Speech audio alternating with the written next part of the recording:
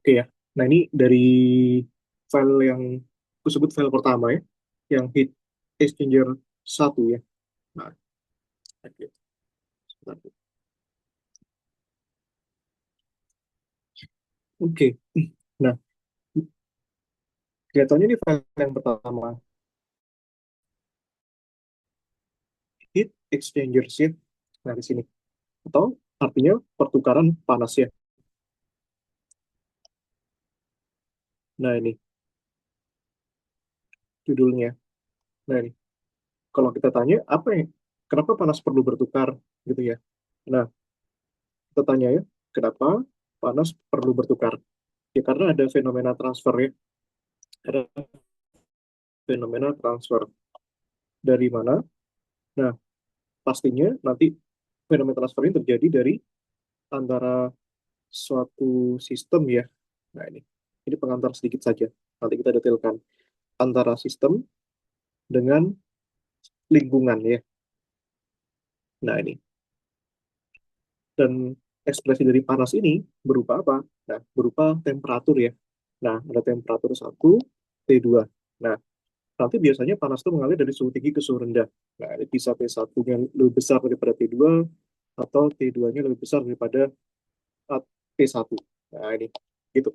Yang jelas harus ada perbedaan suhu. Sedemikian sehingga nanti kita bisa katakan ada heat exchangers, ya, pertukaran panas. Seperti itu ya, pengantarnya ya.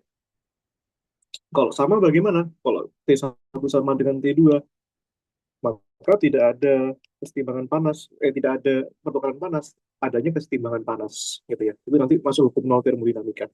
Nah, seperti itu ya, Dek ya. Nah, selayang pandangnya, begitu. Kalau kita lihat ya, di sini, heat exchangers are devices that are used to transfer thermal energy from one fluid to another. Ya, suatu alat yang digunakan untuk mentransfer energi panas dari satu fluida ke yang lain tanpa mencampurkan kedua fluidanya. Nah, seperti itu. Nah, kenapa ini harus ada kata-kata without ya, tanpa mencampurkan kedua fluidanya? Nah, sebenarnya filosofisnya adalah kita ingin mempertahankan fluida itu sendiri, gitu ya. Mempertahankan keberadaan masing-masing zat fluidanya secara independen ya, secara terpisah seperti itu. Nah, sehingga kita hanya fokus ke pertukaran panasnya, itu ya, dia. Nah, dan ini dia bilang sangat penting dan banyak digunakan ya dalam proses teknik ya, sudah pasti ya. Nah, nah, suatu pirantinya, suatu device-nya itu kita sebut dengan heat exchanger itu. Dan aplikasinya itu ada di chemical plant ya. Nah, ini. Nah, alat chemical ya bisa boilers, fan coolers, cooling water, dan seterusnya ya, dan condenser. Nah, semuanya ini memanfaatkan prinsip perubahan panas ya, heat exchangers. Nah, ingat variabelnya ya, variabelnya temperatur. Kok temperatur, Kak? Kok bukan energi? Ya, sama aja. Ya, temperatur nanti diwujudkan dalam energi. Energi apa?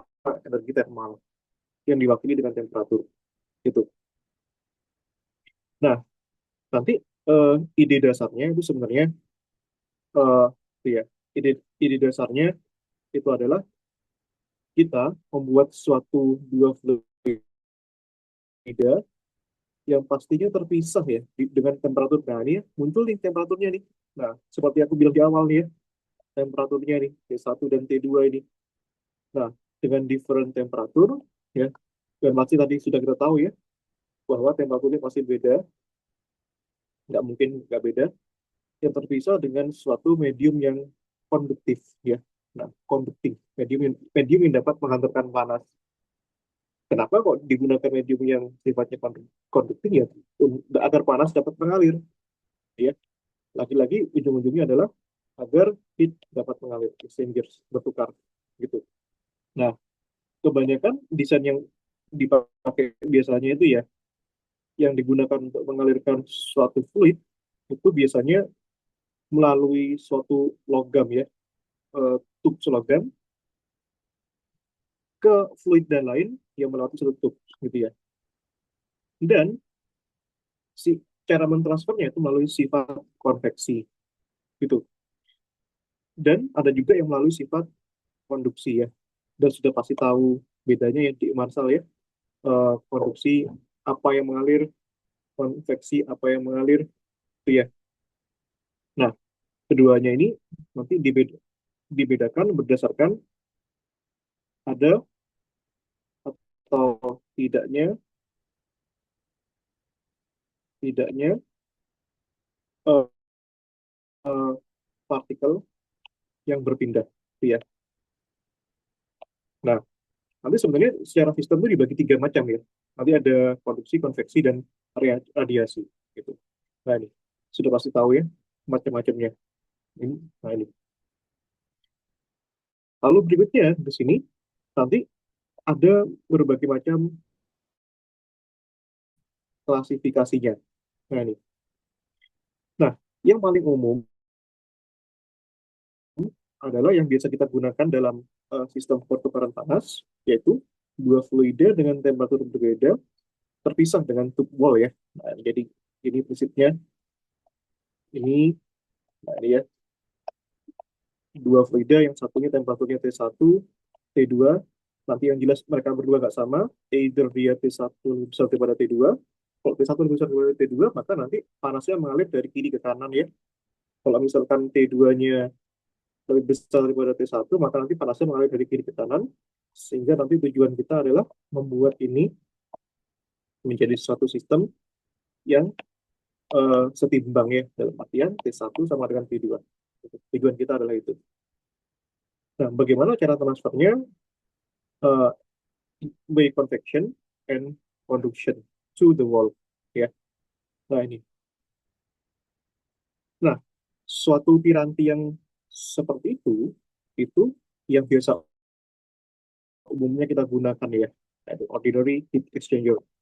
Dan kita dapat bandingkan uh, tipe yang lain itu sebagai regenerators and cooling towers ya.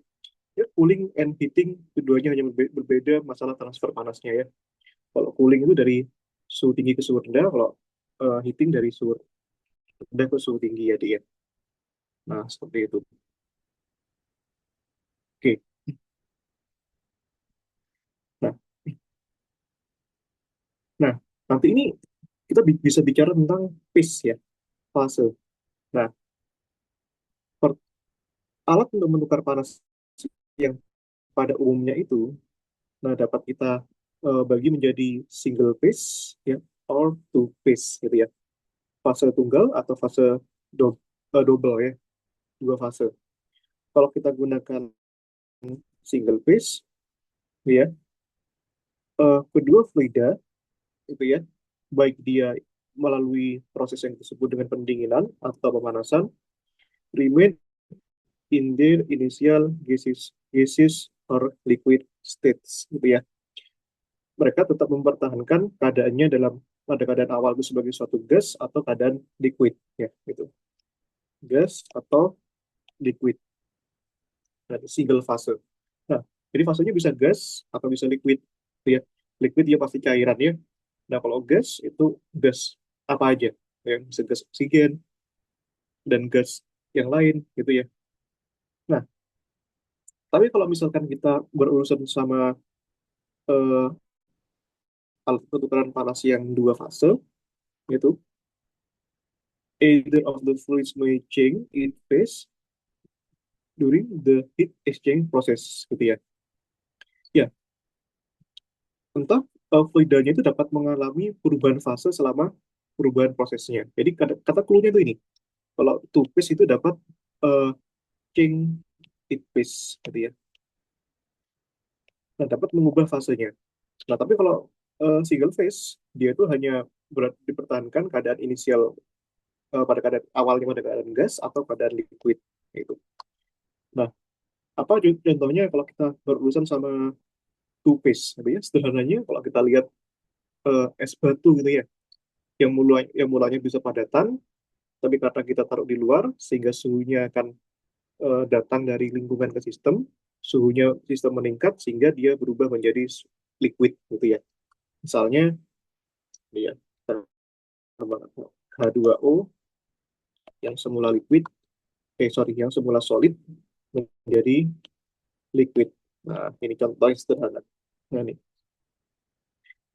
Nah, contohnya misalkan kalau kita berurusan yang masalah dua fase, itu misalkan steam generator atau main condenser, itu ya, yang kita dapat klasifikasi secara umumnya seperti itu. Itu ya, desainnya itu kurang lebih eh, seperti ini ya, tipikal tubes-nya. Nah, ini. Oke. Nah, tapi di sini yang paling penting itu adalah baik desainnya single phase or two phase itu secara esensial itu sama, gitu ya. Nah, secara esensial itu sama. Esensial maksudnya apa? Secara esensial maksudnya bahwa sistem ini merupakan sistem heat exchangers ya, yang memanfaatkan prinsip perpindahan panas. Itu ya. Nah, seperti itu. Yang membedakan keduanya hanyalah fasenya. Seperti itu, Di. Iya. Nah, sampai sini apa ada yang mau didiskusikan nggak? Atau aman? Aman, Kak. Aman ya. Gampang. Yang asik itu hitung-hitungannya. Nah, masih jauh ya. Oke. Oke. Nah, oke. Nah, kita diskusikan masalah perdalam masalah desain ya. Bagaimana desain yang tepat. Nah, both of parallel, baik keduanya paralel atau dan counterflow, baik aliran panasnya itu yang baik desain yang membuat sistemnya itu membuat aliran panasnya itu menjadi sejajar atau counterflow atau berlawanan desainnya. Nah, manakah yang lebih baik? Nah, kita tidak sedang mendiskusikan mana yang baik, yang buruk atau yang benar atau yang salah, tapi kita kaji masing-masing. Nah, jadi meskipun secara umum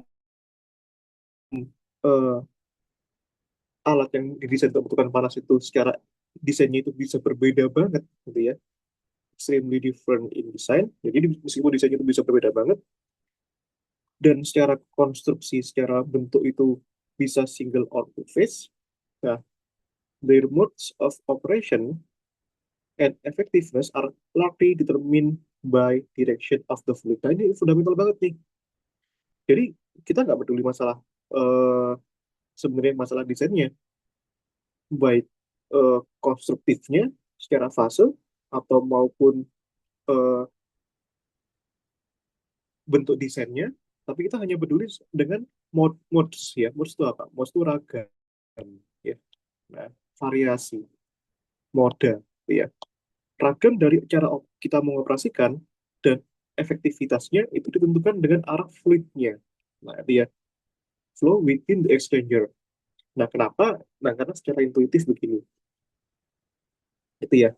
Kalau panasnya itu paralel, terus paralel itu sejajar. Nah, kalau yang begini itu anti paralel, counterflow. Ya, counterflow itu kita bisa sebut anti paralel. Nah, kalau panasnya secara paralel yang seperti ini, artinya searah. Artinya kalau misalkan dia searah, akumulasi panas yang dapat kita rasakan itu semakin besar, gitu ya. Nah, tapi kalau misalkan eh, counterflow atau berlawanan arah atau anti paralel, maka akumulasi panas yang dapat kita rasakan semakin kecil. Kenapa? Karena dari yang satu ke sana, satu ke sini, antara panas satu dengan panas yang lain dapat saling cancel satu sama lain. Meskipun tidak mengcancel dalam artian tidak benar-benar menghapus panasnya. Ada, namun tidak sebesar yang paralel. Sehingga baik paralel maupun yang counterflow, keduanya berimplikasi pada efektivitasnya, gitu ya, efektivitasnya. Bahkan efisiensinya juga bisa jadi. Nah, itu ya. Dan cara kita mengoperasikan. Nah, cara kita mengoperasikan artinya ini memberikan implikasi bahwa ini dapat didesain secara dari eksternal, itu dapat dari human ya. Nah, seperti itu.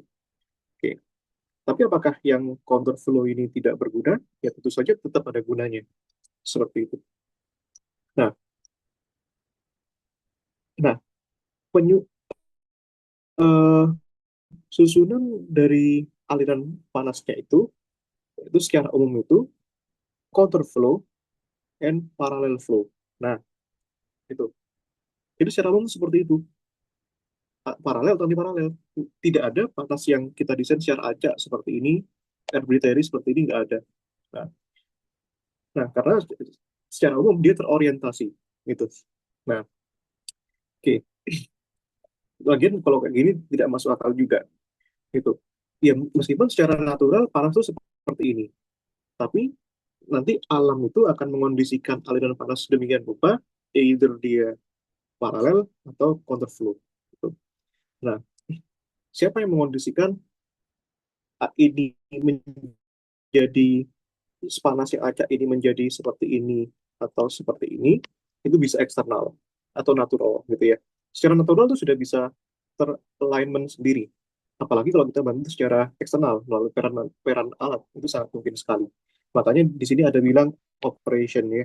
Nah, the modes of operation gitu. Nah, yang pertama ini kita diskusikan. A counterflow heat exchanger is one of which direction of the flow of one of the working fluid. Nah, baru kita tinjau ini. Opposite. Nah, baru kita bahas. Padahal saya belum baca ini tadi. Nah, baru saya pakai intuitif. Nah, dia bilang opposite. To the direction, to the flow of the other fluid. Nah, itu ya, berlawanan.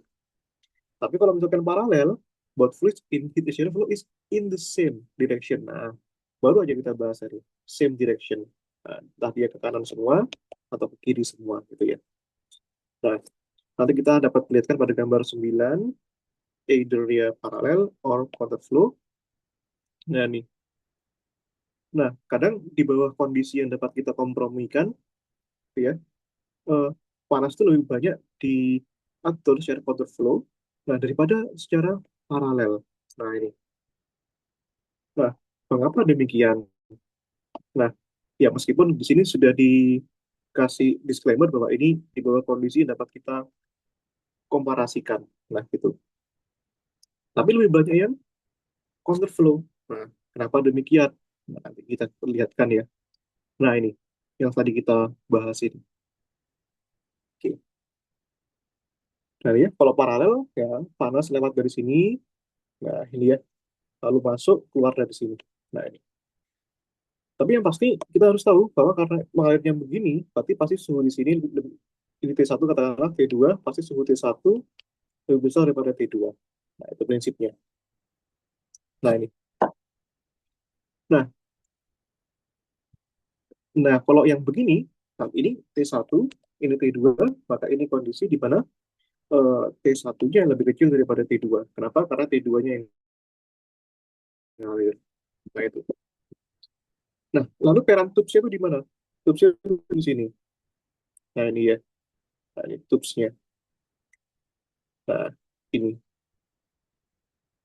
Nah, yang menarik untuk didiskusikan, bagaimana signifikansi energinya atau panasnya ketika kita desain, gitu ya. Yang kita desain kan bisa dari sininya dan dari sininya. Sini dari sini ya. Dan kita, nah, signifikansi dari panas kalau kita alirkan seperti ini atau seperti ini itu yang menjadi hal menarik gitu ya. Tapi tetap ya tergantung situasi dan kondisi sebenarnya gitu. Oke. Nah, kita berjelas di sini. The temperature profiles of the two heat exchanger indicate two major disadvantages in the parallel flow design.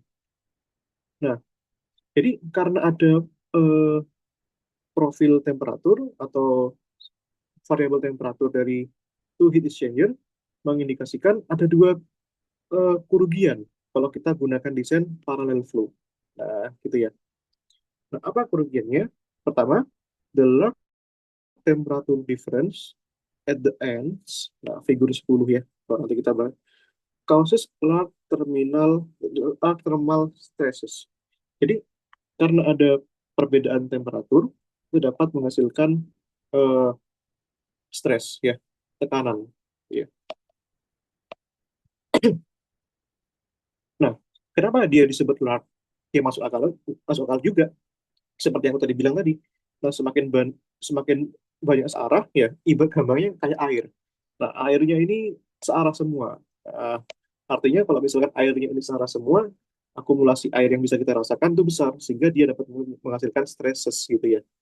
Dan tentu saja karena ini searah, maka perbedaan suhunya ya cukup besar juga, lebih besar juga. Nah, sehingga dapat menghasilkan thermal stress, tekanan akibat eh, thermal. Thermalnya siapa yang menyebabkan perbedaan suhu? Satu, yang kedua flow-nya.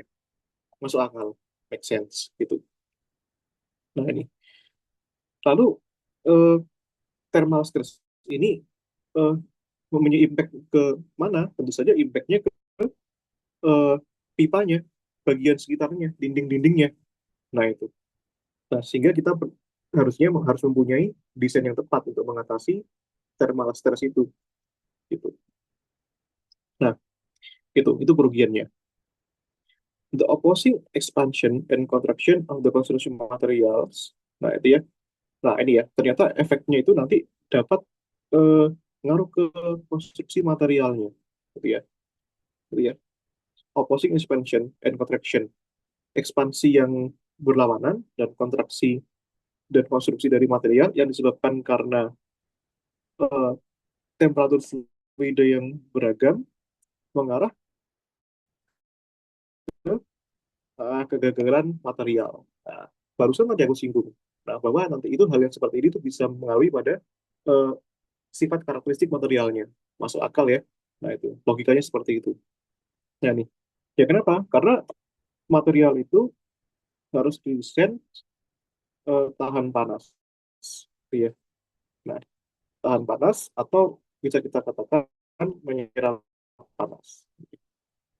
Kalau kita ambil suatu sistem yang paralel, yang mana itu mengakibatkan perbedaan temperatur yang cukup besar dan akumulasi panas yang cukup besar, maka kekuatan material yang kita desain untuk suatu heat exchanger pun harus merupakan material yang paling baik untuk tahan panas, menyerap panas. Kalau enggak, ya dapat mengalami kejadian-kejadian, entah memuai lah, entah rusak lah, seperti itu.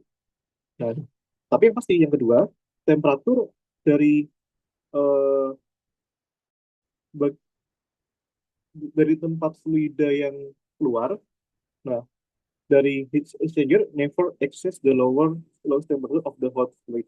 Nah, kenapa?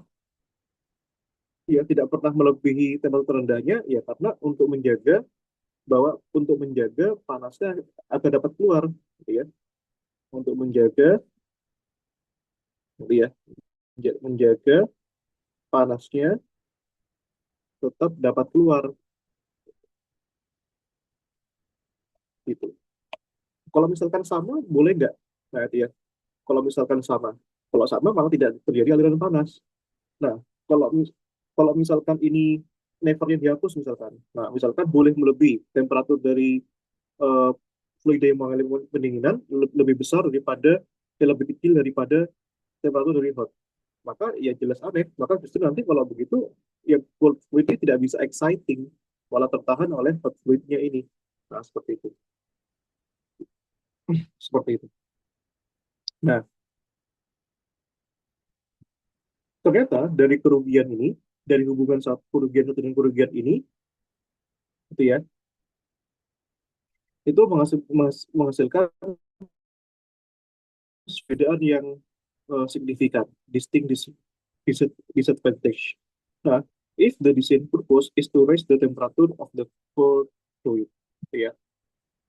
Nah, jadi relasi yang ada di sini itu memberikan kerugian yang cukup memberikan gap kalau misalkan tujuan kita adalah meraih temperatur yang pada fluid yang mengalami pendinginan, gitu ya. Jadi PR-nya ya, PR-nya adalah ya desain PR-nya. Nah, maka desain yang bagaimana yang tepat untuk mengatasi masalah ini, gitu. Oke. Nah, kalau kita lanjutkan ya. Nah, masih tentang desain dari parallel flow ya. Nah, the design of parallel flow heat exchanger is advantageous when the two fluids are required to be cooled to nearly the same temperature. Nah, jadi desain heat exchanger yang alirannya paralel itu mempunyai eh, suatu manfaat ketika dua fluida yang dibutuhkan itu diarahkan untuk temperatur diarahkan agar kita mempunyai temperatur yang sama. itu ya, dari dua fluida itu. Nah, sebenarnya sama tuh ya, tidak sama-sama persis. Makanya dia bilang nearly. Nah, kenapa nearly? Karena untuk menjaga nearly ini dikatakan ya nearly itu kan mendekati ya. Untuk menjaga agar delta T-nya itu perubahan temperaturnya itu tidak besar-besar amat, gitu ya. Kalau delta T-nya tidak besar-besar amat, artinya panas akumulatif yang dihasilkan ya tidak besar-besar amat juga. Nah, itu. Jadi meskipun T1-nya lebih besar lebih pada T2, namun perbedaan suhunya dari sini itu ya mendekati, gitu ya, mendekati. Ya, mungkin berbeda hanya sekian derajat, gitu ya, tidak besar-besar amat, tidak sampai 100 derajat, gitu. Jadi nearly to the same temperature. Ya katakanlah, misalnya 100 derajat Celcius dengan 101, gitu ya, derajat Celcius. Jadi nearly. Tapi tetap harus ada perbedaannya. Kenapa? Ya agar panasnya tetap dapat mengalir, gitu. Nah, jadi ada keuntungan, ada kerugiannya. Nah, tapi dia menjadi sangat rugi kalau misalkan delta T-nya besar. Ya, sudah delta T-nya besar, paralel lagi, gitu ya.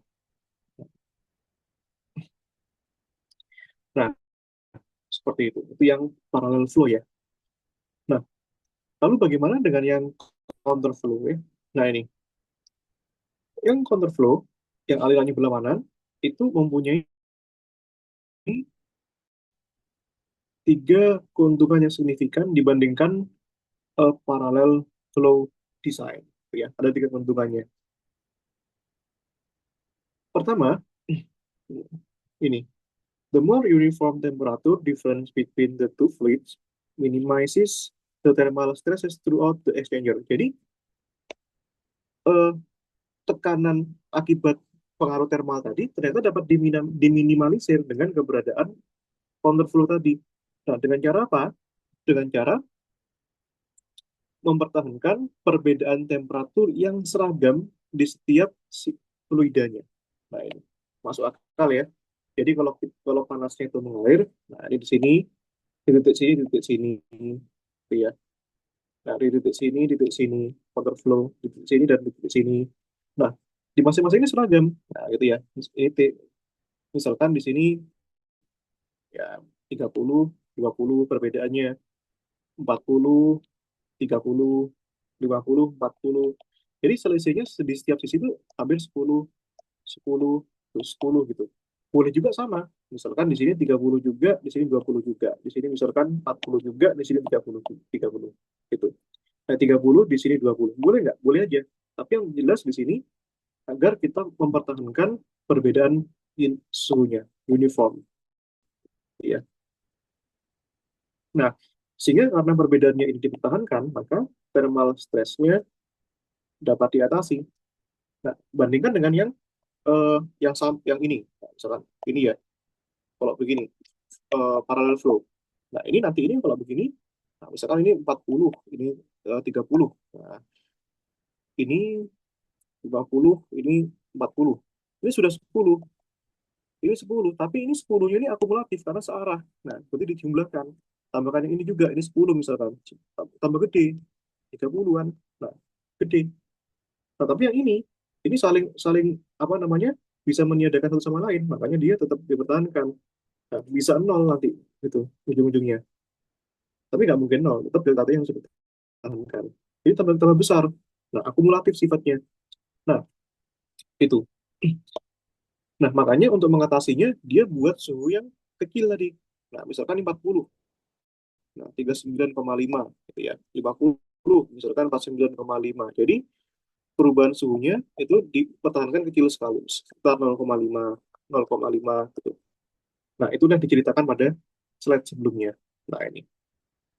Nah, untuk mengatasi perbedaan yang besar ini, selain daripada membuat suhunya itu perbedaannya kecil, nah, dan dengan counterflow, dia itu mempertahankan perbedaan suhunya seragam, uniform. Itu yang pertama. Kedua, nah, the outer temperature of the core fluid can approach the highest temperature of the hot fluid, the inlet temperature. Nah, temperatur yang pada bagian fluida yang didinginkan bisa bisa mendekati temperatur tertinggi dari hot fluid. Nah, ya ini tujuan idealnya. Nah, highest and lowest gitu ya. Artinya ada panas yang mengalir gitu. Masuk akal. Nah, itu secara intuitively bisa dipahami ya. Yang ketiga, nah yang mana ini tujuan ideal sebenarnya yang ini tujuan ideal. Tujuan ideal ya. Nah, ini. Ketiga, the more uniform temperature difference produce a more uniform rate of heat transfer through the heat exchanger. Nah, semakin banyak perbedaan temperatur yang seragam, gitu ya, maka semakin seragam juga laju dari heat transfernya. Nah, melalui heat exchanger.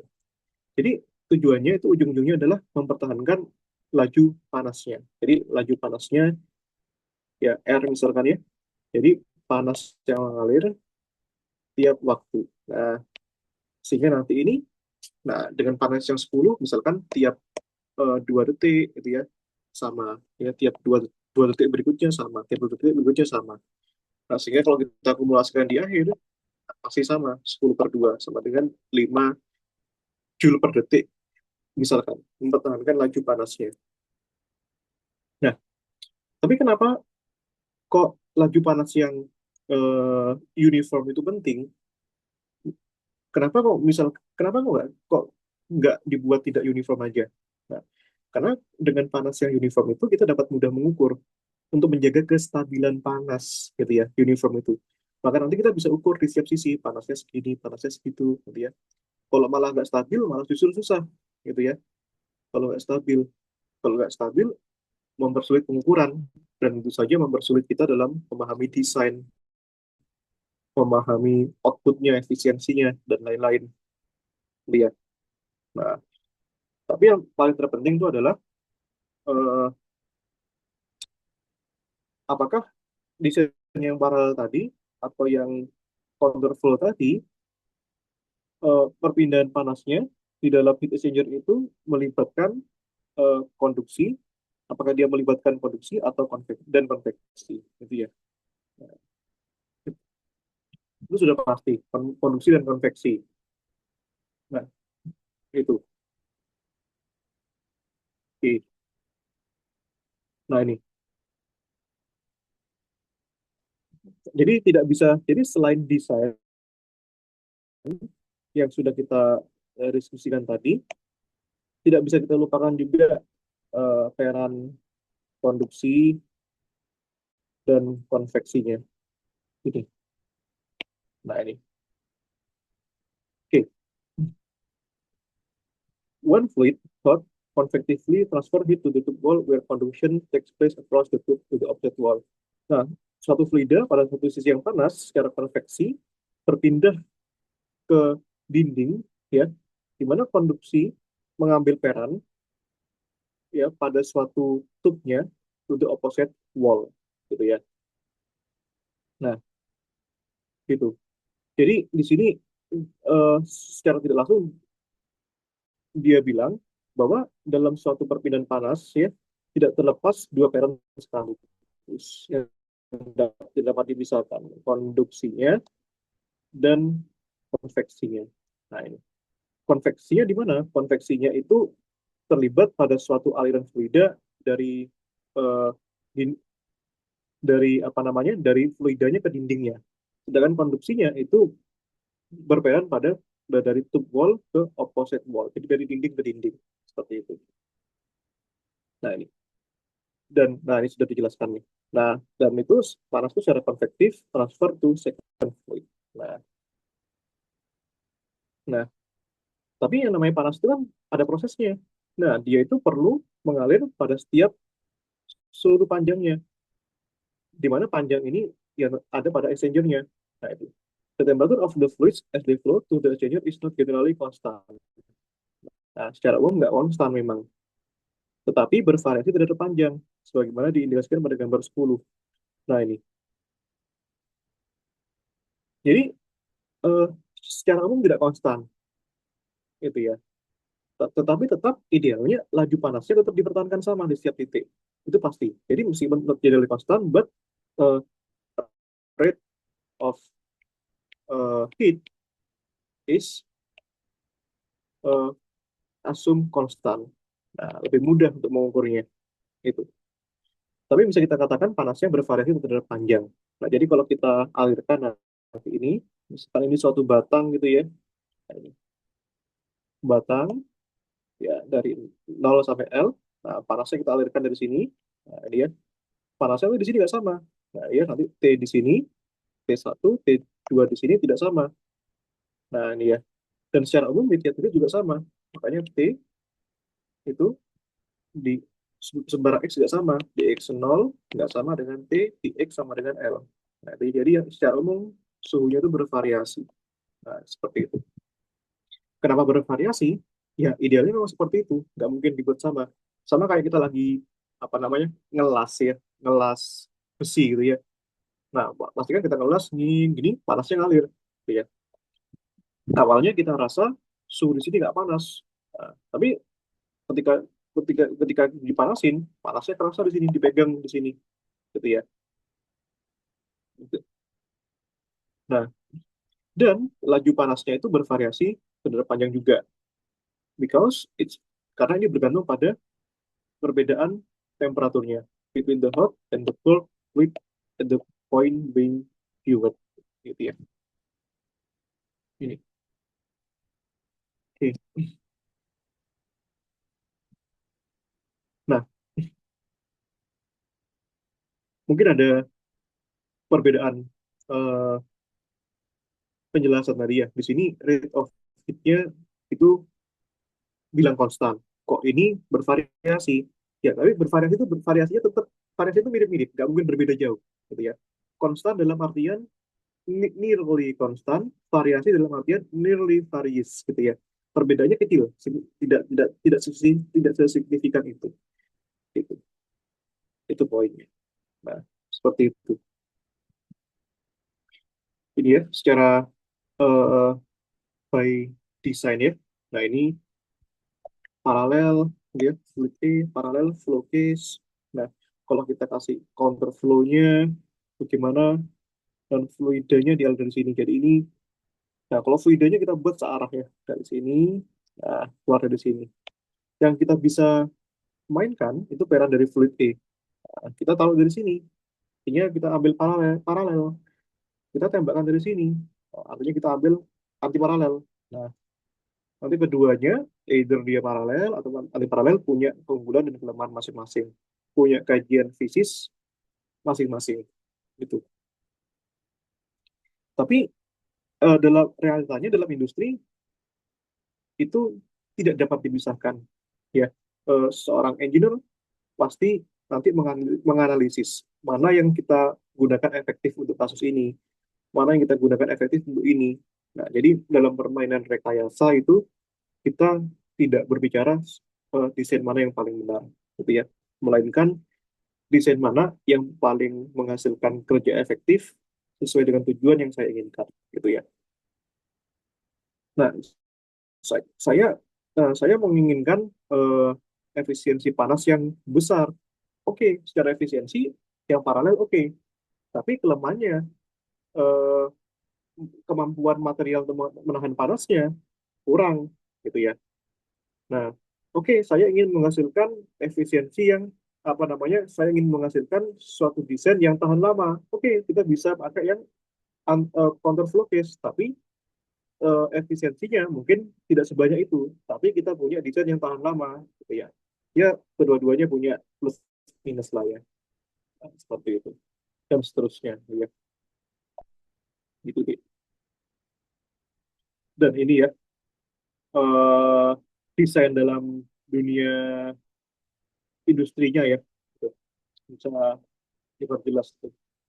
Dan ini juga sama itu, dan ini juga ini nanti bisa detailkan masing-masing ya.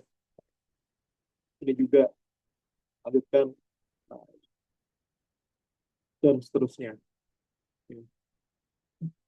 Oke ya.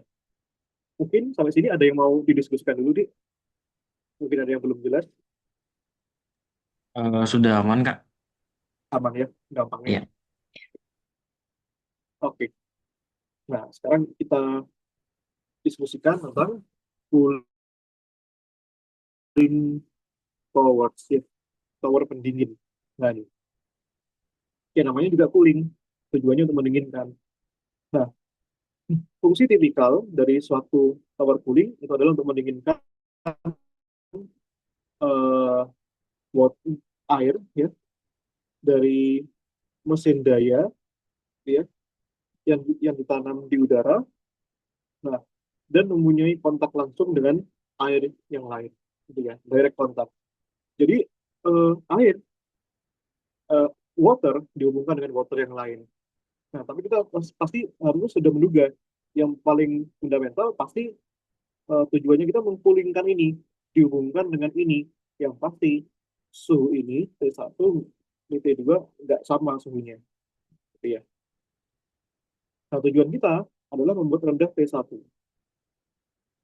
gitu melalui peran keberadaan T2. Nah, terus airnya tadi yang mengalami direct contact tadi itu dicampur dengan vapor ya yang mengalami proses difusi atau perpindahan dari fase kondensat ke udara. Nah, caranya bagaimana? Pertama, kita eh, buang ya. Nah, energi internal dari air. Kenapa mereka punya energi internal? Ya karena dia punya suhu diri. Ya, air dengan suhu tertentu, yang temperatur T misalkan, dia punya energi internal, energi dalam bahasanya. Kalau dalam fisika, delta U, gitu ya. Dan delta U ini sangat bergantung pada delta T. Sama kayak kita memanaskan air. Nah, bagaimana sih cerita pemanasan air menurut hukum termodinamika itu? Caranya adalah kita panaskan, sehingga panasnya masuk ke sistem, panas tersebut membangkitkan energi internal, kemudian dikonvert menjadi kerja. Gitu ya. Sama juga dengan ini, kita remove ya energi internal yang kita bangkitkan, kita injek gitu ya, sehingga dia keluar dari water, dari air. Nah, kemudian energi internal itu diubah menjadi panas, kalor ya. Nah, ini. Tadi sudah jelas nanti itu kalau dalam fisika dasar ya itu dirangkum dalam hukum satu termodinamika ya itu dalam panas gitu ya. Nah, heat and mass ya, panas dan massa itu bertukar dalam proses ini ya, masuk akal juga ya. Nah, itu kalau kita panaskan pasti ada massa yang bergerak, itu nggak mungkin nggak bergerak. Nah, yang mana proses ini terjadi pada keadaan proses steady state. Apa itu proses steady state? Steady state itu dalam bahasa Indonesia-nya pada keadaan tuna ya. Atau kalau tuna masih kurang ada intuisi, mungkin keadaan mantap lah, keadaan mantap. Proses sudah mantap, sudah matang gitu ya. Sudah matang dalam artian eh, pertukaran panas ini terjadi dalam keadaan yang ideal, menuju ideal. Gitu ya. Nah, ini. Nah, itu proses pendinginan. Dan proses pendinginan ini nah, biasanya dipakai dalam fasilitas nuklir dan industri. Nah, inilah yang dipakai di itu ya, di Batan ya, Badan Tenaga Atom Nasional yang sekarang sudah jadi BRIN ya. Tuh. Nah, kenapa kok nuklir itu perlu dipulingkan? Karena nuklir itu berproses pada suhu tinggi, ya. Nah, kenapa suhu tinggi? Karena partikelnya itu subatomik.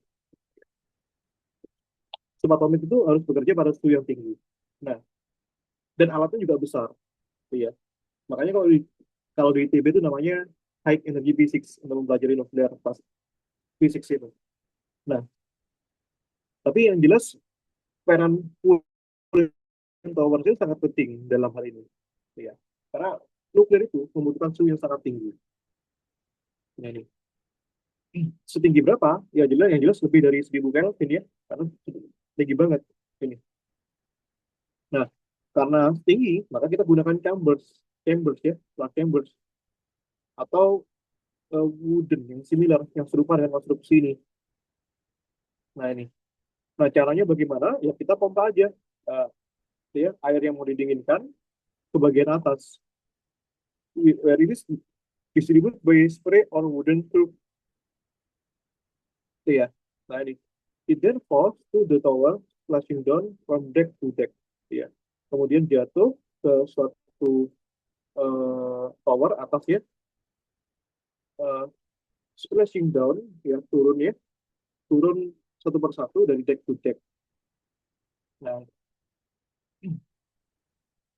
nah itu ya.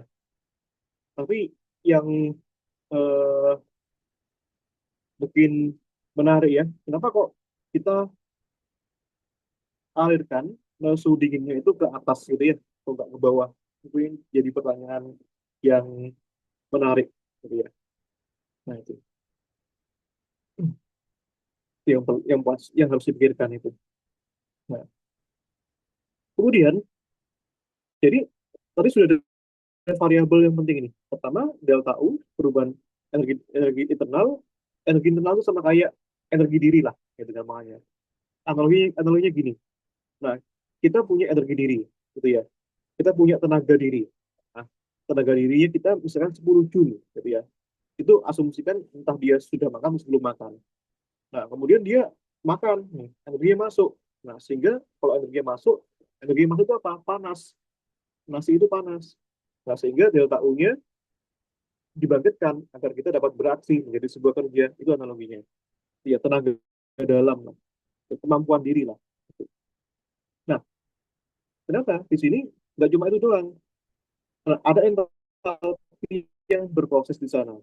Nah, nah entalpi ini entalpi ini dibutuhkan pada proses penguatan yang diambil dari air dan ditransfer ke udara.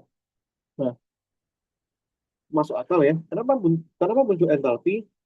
Karena karena tadi. Nah, karena energi dalam, gitu ya. Karena energi dalam yang kita sudah injek dengan panas itu menghasilkan suatu eh, perubahan volume, gitu ya. Perubahan volume. Makanya di sini P delta V. Yang sebenarnya perubahannya itu secara umum itu perubahan kerja, gitu ya. Perubahan kerja. Nah, itu ya. Itu. Gimana perubahan kerja ini bisa volume yang berubah atau eh, tekanan yang berubah. Tapi secara umum itu dalam suatu industri tekanan dipertahankan konstan. Makanya di situ masih ada perubahan volume sehingga di situ ada variabel entalpi. Ya. Entalpi itu adalah ekspresi lain daripada hukum satu termodinamika. Ya. Kemudian aliran udaranya itu entah dia horizontal yang disebabkan karena eh, arus yang bergerak atau secara vertikal dinaikkan berlawanan dengan falling water. Ya. Jadi setelah kita naikkan ke atas tadi ya, ini kan powernya di sini ya, kita naikkan dengan air dingin. Nah ini ya. Nah sebenarnya ini tidak ada alasan secara fisis kenapa dia taruh di atas ya, karena by design aja. Nah itu ya, kan namanya juga tower, tapi di atas kita injek dari bawah, gitu ya. Nah ini. Nah jadi ketika airnya kita naikkan ke atas, ternyata dari atas itu juga kita counterflow kan, lawan juga dengan suatu uh, cross flow. Nah, apa ya, atau wind currents, ya, vertically upward, berlawanan dengan water yang jatuh. Nah, mungkin jadi pertanyaannya, apa tujuannya kok kita perlu mengalirkan itu?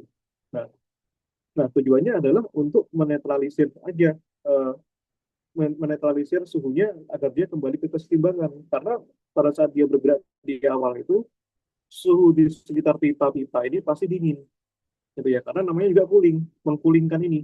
Nah, bagaimana untuk menjaga untuk menetralisir atau menyeimbangkan suhu yang ada di sial pipa ini caranya dengan mengalirkan suatu arus balik, ya. Jadi prinsipnya counter flow di situ. Dan ini tentu saja relate dengan penjelasan sebelumnya ya. Nah, tuh ya, dari bottom to top of the tower. Nah, dan dalam konstruksi itu kita juga memikirkan faktor ekonomisnya. Nah, itu. Nah, caranya bagaimana? Dengan menggunakan tower mechanical draft, gitu ya. Towernya mekanik.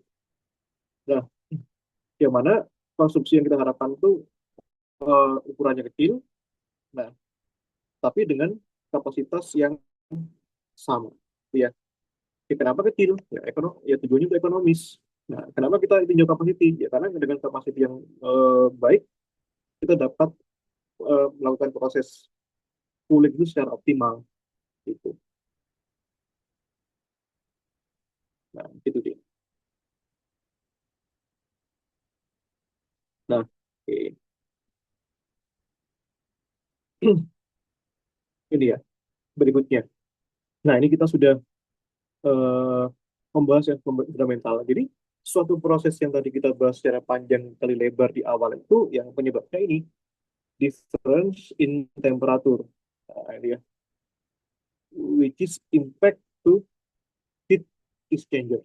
Jadi mempunyai implikasi atau aplikasi kepada pertukaran panas. Dan di sini ada variabel log min, ya, nah, log min temperatur. Ya, secara ini kan namanya matematis ya, min itu rata-rata. Nah, kenapa dilogkan? Nah, sebenarnya aku belum punya alasan yang khusus ya, tapi mari kita perlihatkan dulu aja. Nah, nah tuh, ternyata sebelum kita melakukan proses pertukaran panas, LMTD, log mean temperature difference, atau delta T len, ya, len itu log ya, dan logaritma natural, ya, itu harus dievaluasi sebelum kita melakukan proses pertukaran panas. Nah, ini, mari kita butuhkan kalkulasinya. Nah, ini ya, kalau kita perlihatkan ya, eh, suatu aliran yang berlawanan dari antar liquid pada alat pertukaran panas digunakan pada sistem auxiliary itu sistem coba-coba ya, pada suatu fasilitas nuklir. Nah, ini. Nah, pertukaran panas ini digunakan untuk eh, memanaskan suatu fluida yang dingin dari 120 sampai 310. Nah, dia. Nah, jadi pertama yang jelas di situ ada eh, perbedaan suhu antara 120 dan 310. Nah, dia pada miliknya cold fluid, ya, cold fluid itu 120 dan 310. Kemudian masing-masing suhu ini, 120 310 ini kita tentu saja ingin panaskan dong, ya, menjadi 500. Menjadi 500, sorry, menjadi uh, ini ya, 500 dan 400. Jadi, nah, makanya kita ada karena di sini ada perubahan suhu, ya kita dapat hitung ini delta T-nya. Nah, 400 ke 20 jadi sekian, ini kurang ini jadi sekian. Nah, itu. Iya. Nah, ini. Nah, maka nanti dapat kita hitung ya, delta T log-nya itu sebagai ini. Nah, makanya nanti dinamakan log min itu karena ada operasi log natural ini. Log itu log natural, gitu ya. Nah, log perbandingannya. Nah, ini dari mana? Ya, ini diterima aja dulu ya. Nah, pasti ada prosesnya. Tapi di sini kita tidak sedang membahas itu. Yang penting adalah berapa perubahan suhunya. Dan kalau kita lihat di sini apa implikasinya, ternyata ini itu eh, kurang lebih 232 itu ada di antara 190 dan 280. Nah, jadi boleh dikatakan bahwa ini itu adalah suhu ya pada keadaan setimbang. Jadi kita dalam teknis itu kita harus mempunyai bayangan bagaimana suhu setimbangnya dari perbedaan suhu yang ada. Either dia 80, bot 80 dan bot 190 suhu setimbangnya. Gitu. Dengan mengetahui suhu setimbangnya, maka kita dapat memperkira-kira.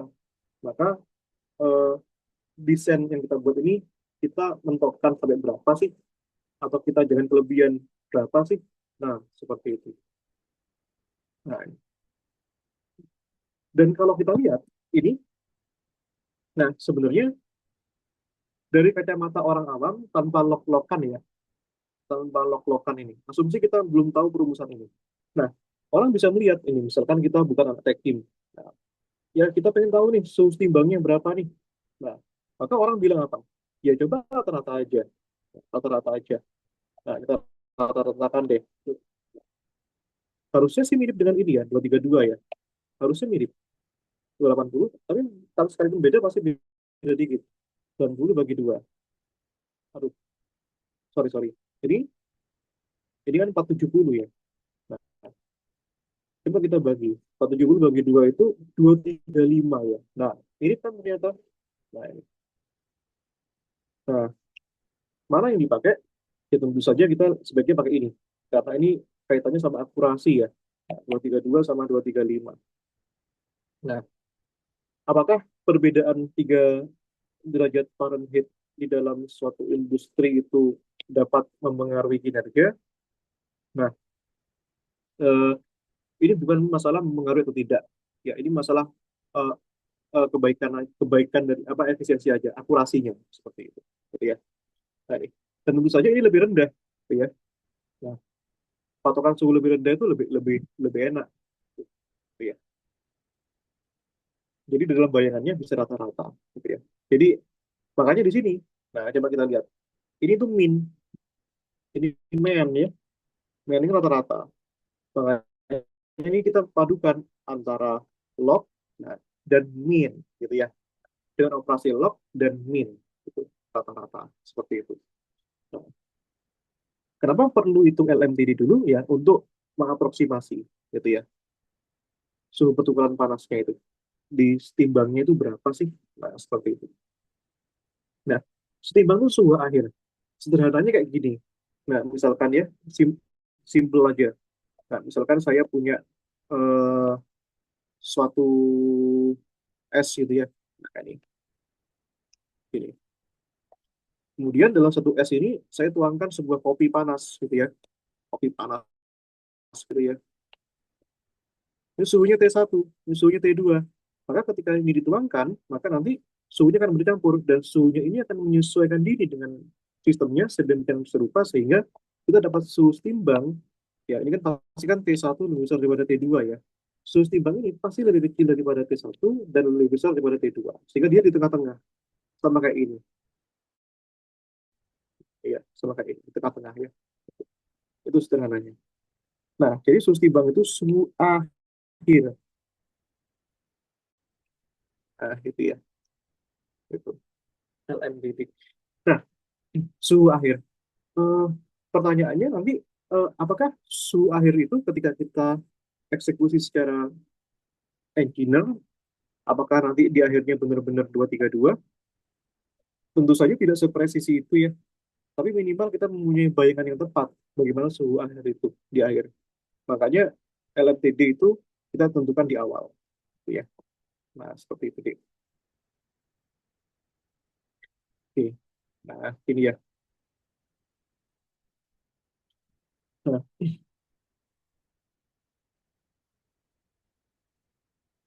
wah ini menarik ini. Permasalahan dari pertukaran panas itu punya ada solusinya. Solusinya itu sesederhana kita merepresentasikan eh, keseluruhan eh, aliran panas ya secara straightforward ya. Nah, by a straightforward overall balance gitu ya. Nah, ini dengan merepresentasikan keseluruhan eh, titik kesetimbangan secara langsung atau kita detailkan secara integral kalkulus. Jadi eh, modern problems require modern solutions. Wah, ini jadi solusi di lapangan, permasalahan di lapangan, solusinya matematika. Oh, jadi dia langsung main pukul ya, integral kalkulus. Nah, itu. Nah, itu. Nah, tentu saja integral kalkulus yang bagaimana? Yang pasti integral kalkulus itu hanya alat. Nah, fisiknya apa? Fisiknya sudah pasti thermodynamics. Thermodynamics seperti itu. Thermodynamics punya punya banyak variabel. Dia bisa heat, tapi yang umum itu adalah heat or work or internal energy and so on. Ada entalpi, juga ada entalpi. Entalpi itu hanya turunannya. Ya, nanti itu dapat diturunkan banyak variabel.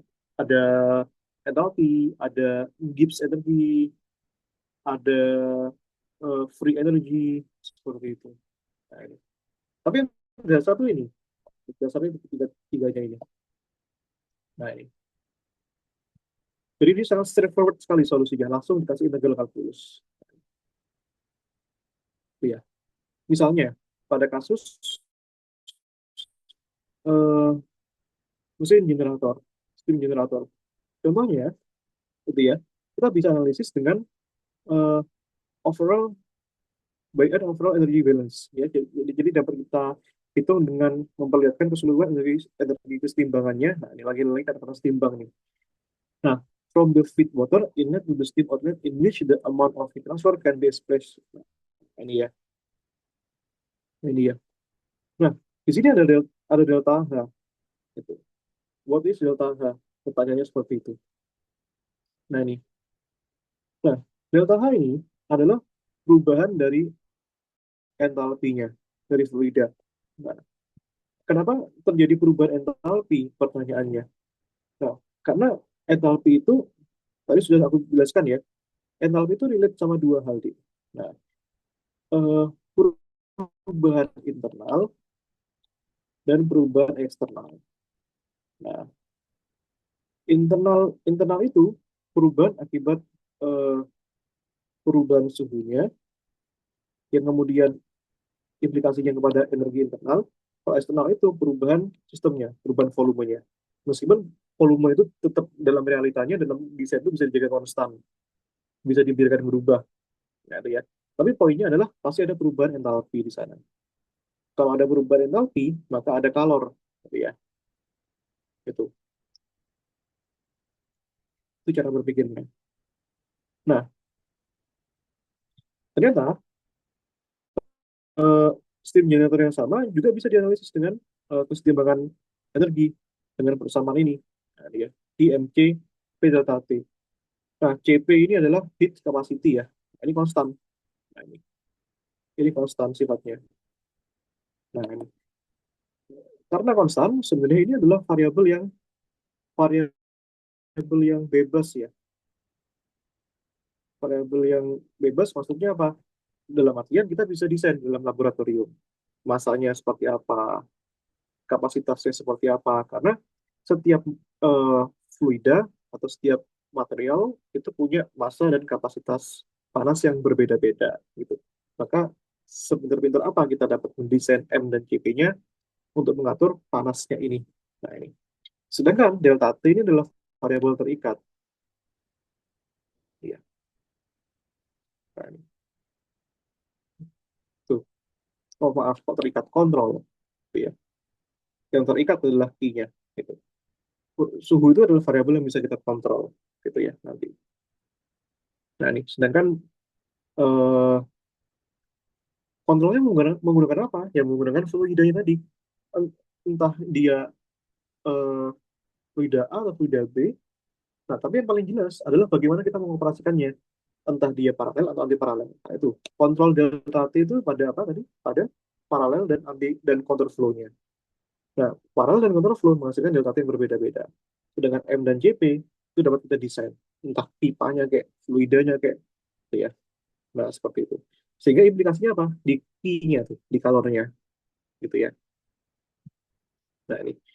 Dan ternyata nanti kalau kita ingin menghitung rate, transfer rate-nya itu juga dapat kita eh, tentukan dengan membandingkan temperatur dari sisi primer dan sekunder.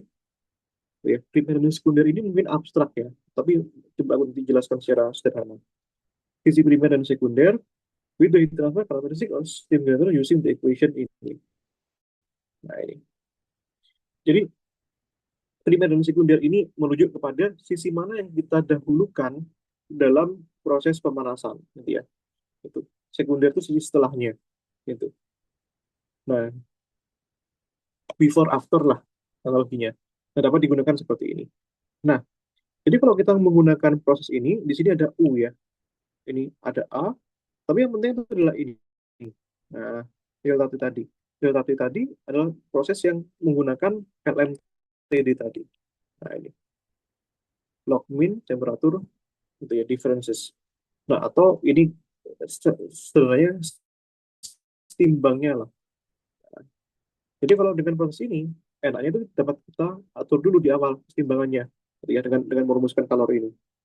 Tapi kalau dengan kalori ini, nah, kalau dengan kalori ini, kita coba-coba ini, delta T, harus kita coba-coba, harus kita main-mainkan. Kalau ini enaknya di awal, nah, LMTD ini. Loh, Mas, kok di awal? Bukannya tadi di awal kita hitung dulu delta T-nya satu berapa, delta T-nya dua berapa. Nah, iya di awal, karena ini bisa kita, apa namanya, atau bisa kita atur di awal juga, delta T satu, delta T dua, dan ini kita langsung hitung. Kalau ini, enggak, ini dari eksperimen, delta T di sini. Tuh ya, ini. Nah, kasus bagaimana yang menggunakan ini, yaitu kasus ketika eh, kita berurusan sama fasilitas nuklir. Nah, kita gunakan LMTD. Nah, nah ini menarik. Kenapa kok fasilitas eh, nuklir itu sangat membutuhkan LMTD? Ya, balik lagi ke prinsip tadi. LMTD itu dapat kita tentukan di awal. Gitu ya. Must be evaluated before the heat removal from the heat exchanger is determined. Kenapa? Karena kalau kita berurusan sama nuklir itu urusan yang sangat krusial. Sehingga analisis LMTD yang merupakan tujuannya itu adalah memperkirakan suhu timbang dari suatu sistem nuklirnya, sehingga nanti kita dapat manipulasi di awal, gitu ya. Nah, kalau kita menggunakan ini, itu berat. Kita gunakan yang ini misalkan, kita gunakan yang Q, M, GP, delta T. Selain tidak relevan, alasannya adalah karena ini variabelnya ini perlu dimain-mainkan delta T-nya. Karena perlu dimain-mainkan dan ini variabel kontrol ya, maka rawan resiko, rawan gagal, gitu ya. Sedangkan kalau kita gunakan LMTD untuk nuklir, yang ini berrelasi dengan ini, maka resikonya dapat diminimalisir, seperti itu. Itu ya. Nah, ini.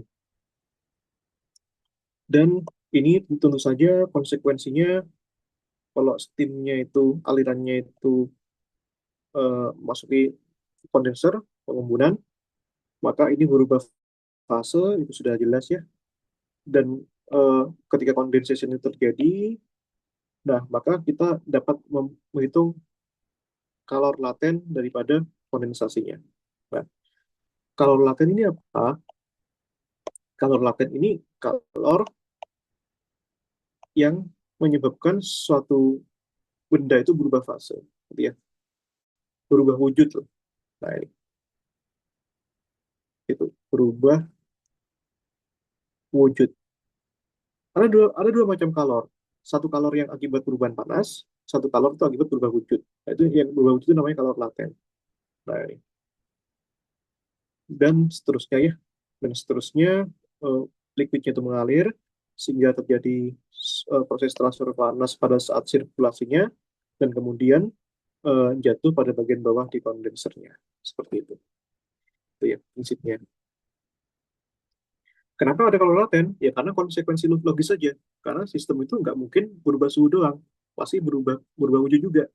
Sama kayak es batu. Es batu ditaruh di luar. Suhunya berubah nggak? Berubah. Nah, wujudnya berubah nggak? Berubah. Nah, iya. Berubah wujud itu artinya ada kalor laten. Seperti itu deh. Oke. Nah, ini.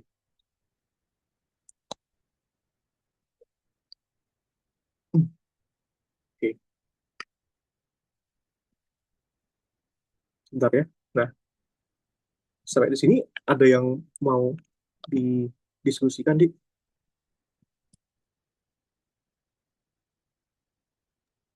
Gimana Kak? Ada yang mau didiskusikan? Aman Kak?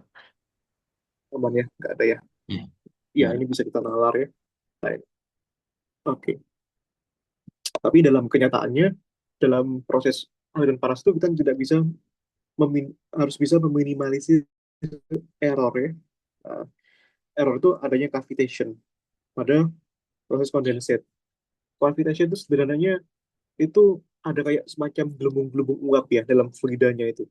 Nah itu ada semacam gelembung-gelembungnya. Nah, ya, masuk akal ya, karena namanya juga penguapan, ada gelembung-gelembungnya dong. Nah, terus apa dong implikasinya kalau ada gelembung-gelembungnya? Apakah sesignifikan itu? Ya, tentu saja signifikan, karena kalau ada gelembung-gelembung udara dalam aliran panasnya, maka ngaruhnya di mana? Ngaruhnya pada tekanan ya, tekanan lokal. Tekanan lokal itu maksudnya tekanan pada setiap titik-titiknya. Itu. Nah, itu yang harus diminimalisir, gitu ya. Nah, kalau misalkan tekanan lokalnya itu lebih rendah daripada tekanan eh, eh, fluidanya, maka akan jadi perbedaan tekanan. Kalau ada perbedaan tekanan, maka sangat mengganggu aliran panasnya. Nah, sedangkan kalau kita mengalirkan suhu titik sini aja sudah ada perbedaan tekanan, ya. Kalau kita tambahkan perbedaan tekanan lagi, tentu saja itu sedikit ngaruh, gitu ya. Nah, itu. Nah, solusinya nanti itu bisa apa ya, di approach ya.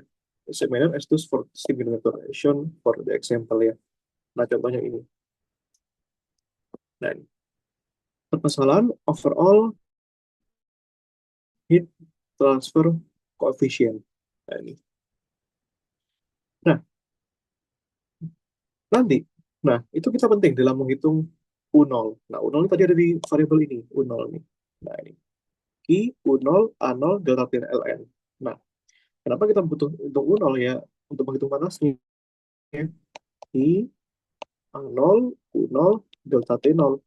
Nah, ini adalah koefisien transfer, namanya U0 itu. Namanya juga koefisien transfer. Ini yang harus kita kalkulit. Nah, ini. Nah, dalam penentuan U0 ini ternyata sangat bergantung pada geometrisnya. Nah, saya pernah ngelesi anak ITB ya, fenomena transfer juga, itu aku pernah baca PPT-nya itu, nilai U0 itu beda-beda. Kalau misalkan silinder beda, kotak beda, spherical beda. Nah, ini.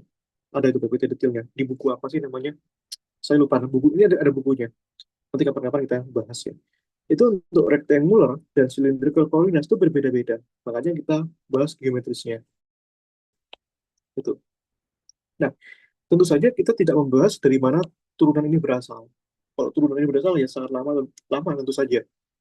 Tapi yang kita bahas dari desain yang berbeda-beda itu menghasilkan signifikansi U0 yang berbeda-beda. U0 yang berbeda-beda akan menghasilkan Q yang berbeda-beda juga.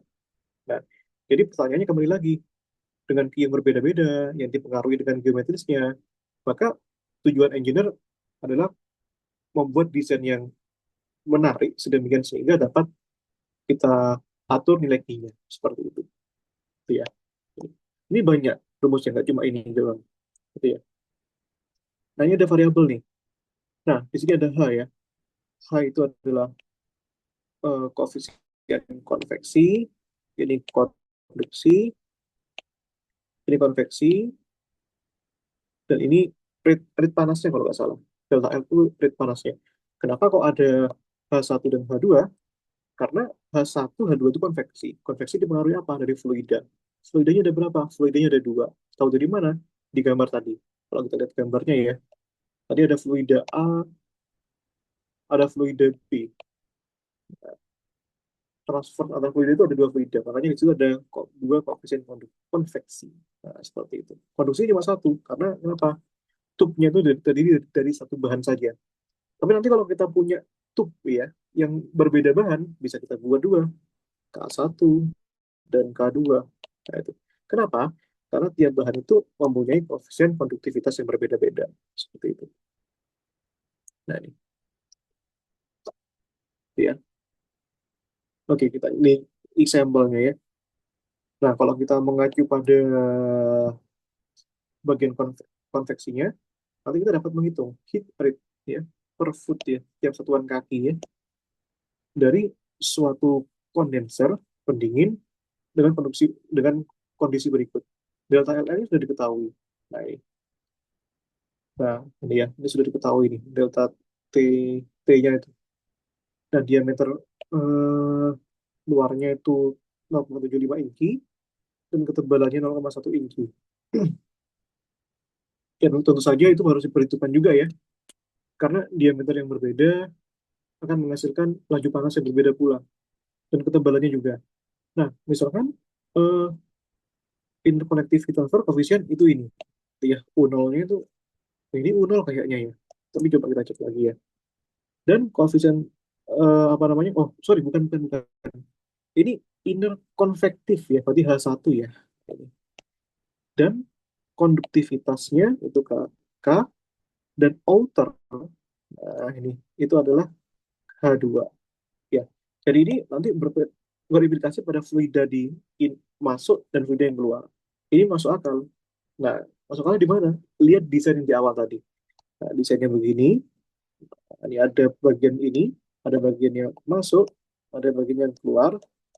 Kemudian ininya bisa kita atur, either dia paralel or counterflow. Nah, di sini koefisiennya H1, di sini H2. Dan bahannya ini semuanya koefisiennya K gitu ya. Nah, itu. Nah, kita hitung aja, tinggal masukkan aja. Betul ya tadi ya. Salah satunya ini. Delta R-nya itu ini. Nah, ini ya. Tadi delta R aku nemu tadi. Hit rate ya. Nah, itu. Nah, itu. Oh, sorry. Delta R itu bukan hit rate ya. Maaf, maaf, maaf, maaf. Delta R itu adalah incinya tadi. Thickness ya. Nah, itu delta R itu thickness ya. Maaf, maaf. Thickness. Nah, tapi yang lain betul ya. Nah, itu. Kita masukkan thickness-nya. Ini ya. Ini hanya diubah aja. Ini ya. Tujuannya itu ingin mengubah menjadi fit ya. Karena 1 inci itu 1/12 eh, fit ya. Nah, ini, makanya diubah di sini. Udah dihitung, nanti U0-nya dapat segini. Nah, nanti masukkan ke ini kidot itu maksudnya apa? Kidot itu maksudnya kidot itu maksudnya nanti itu laju ya. Nah, laju itu apa? Laju itu adalah Ki dibagi waktu gitu ya. Makanya dot gitu ya. U0-nya sudah tahu, masuk ke sini ya, Ki dot per L jadinya ini gitu ya. A0 itu adalah luasnya, luas dari apa namanya? Gitu ya. Luas dari pipanya, di sini 2 PR ya. Nah, itu. Kelilingnya maksudnya. Keliling ya. Nah, ini kan sebesar R ya jari-jarinya. Nah, itu thickness-nya. Nah, 2 PR, masukkan aja semuanya. Nah, R-nya masukkan, delta LM-nya masukkan, R-nya masukkan, jadilah seperti ini. Iya, hitungannya dia. Seperti itu. Nah, gitu ya. Oke. Ya, kita rangkum dikit ya. Masih ada 8 menit nih, Dek. Ini ya. Itu hitungannya. Nah, kenapa kok kita pakai yang ini, tidak yang ini? M, CP, delta T. Kenapa kok kita pakai yang dalam analisisnya kita pakai yang pakai yang A0, U0, delta TLN. Karena dengan kita ini, tinjauannya ini tinjauan tanpa geometris. Ya. Jadi perumusan ini itu tidak ngaruh bentuk bentuk tubnya seperti apa. Entah dia silinder, entah dia spherical, itu rumusnya sama. Nah, make sense ya? Eh, make sense sih, make sense. Cuma signifikansi panasnya itu tidak terasa kalau misalkan pakai ini. Nah, sedangkan kan berbagai desain rumusnya ini. Nah, gitu ya. Nah, sedangkan kalau kita pakai ini, signifikansi geometrisnya itu sangat terasa pada panasnya. Nanti kalau kita pakai desain yang rectangular, beda lagi rumus ininya. Ini yang penting ini, geometris ini, bagian ini. Ini faktor geometrisnya. Nah, sedangkan yang ini tidak ada faktor geometris. Jadi yang membedakan hanya jenis bahannya, kapasitasnya, masanya, gitu. Nah, itu ya. Jadi implikasinya adalah desain. Gitu. Nah, sedangkan yang ini sama sekali tidak memperlihatkan desain yang Q sama dengan MCP delta T tadi. Seperti itu. Nah, ini. Tahu dari mana? Nah, kita lihat aja. Emang ada di sini faktor jari-jari. Nggak ada. Faktor ketebalan. Nggak ada juga. Faktor diameter. Nggak ada juga. Nah, sedangkan ini jari-jari bisa, diameter bisa, ketebalan bisa, bentuk kotak bisa, bentuk spherical bisa, gitu ya. Gitu. Ada di buku apa tuh namanya? Lupa saya namanya. Oh ya, Fundamental of Heat Transfers itu nama bukunya. Saya lupa pengarangnya. Nanti bisa dicari ya. Tapi saya punya bukunya. Bagus tuh. Jadi, nah kita summary dulu ya. Nah ini. Nah ini seperti yang aku bilang sejak awal. Eh, heat exchangers remove heat from high temperature by convection and conduction. Nah, nah, ini keunggulan satu lagi. Rumus ini itu memfasilitasi konduksi dan konveksinya. Rumus yang ini. Tahu dari mana? Karena ada U0. Nah, U0 itu ada ada H-nya yang mewakili konveksi, ada K-nya yang mewakili konduksi. Nah, dijawablah di sini. Konveksi dan konduksi. Ya, melalui rumus I tadi U0, A0, delta T. Gitu ya. Nah, ini.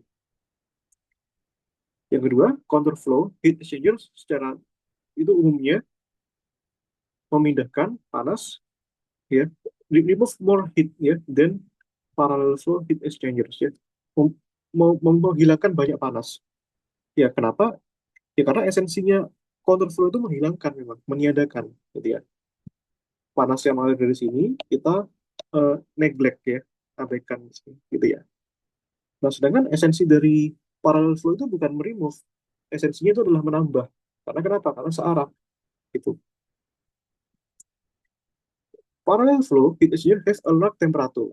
Tadi sudah tak jelasin ya, kenapa large temperature? Ya karena akumulasi panas itu semakin besar kalau dia searah. Nah, difference at the inlet and small temperature difference at the outlet gitu ya. Itu masuk akal. Okay. Counterflow heat exchanger if an even temperature difference across the heat transfer line gitu ya. Nah, itu jelas, jelas juga tadi ya. Nah, ini regeneratif itu dapat menginfo sistem efisiensi dengan returning energi itu sistem. Ya kenapa? Ya karena dengan mengembalikan energi itu dapat meningkatkan efisiensi. Karena efisiensi itu kan terkait energi. Nah, dia W per I ya. Nah, kerja yang hilang dibagi dengan Q. Nah, kemudian nanti ini, nah ini ya ternyata yang kesimpulannya yang seperti yang aku bilang tadi ya. Nah, ini sangat fundamental. Nah, itu ya. Heat transfer itu dapat dikalkulasi dengan ini. Apa? Kenapa pakai ini? Keunggulannya satu, mempertimbangkan faktor geometris. Yang kedua, sudah mempertimbangkan konveksi dan konduksinya. Ya. Nah, apalagi? Yang ketiga, adanya faktor delta T Ln. Sudah mempertimbangkan faktor LMTD-nya.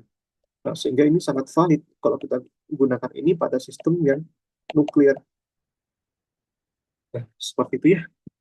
Oke, kurasa gitu aja ya. Nah, baru kebahas satu materi, nggak apa-apa ya. Nanti kita bahas sisanya di lain waktu ya. Gimana? Nggak apa-apa, Kak. Oke, itu apa ya? Oke, Nggak apa-apa, Kak. kalau gitu nanti Kak, kita tapi lanjutkan lain hari. Nah, gimana? oke. Aku boleh minta tolong ininya, Kak, rekamannya. Iya, nah, Nanti tolong dikirimin ya, Kak. oke boleh. Nanti aku upload dulu ya. Oke. Oke, makasih. Terima kasih Oke, ya, Kak. selamat belajar ya. Nanti kalau ada request bilang aja. Oke, Ya, makasih, makasih Kak. kembali di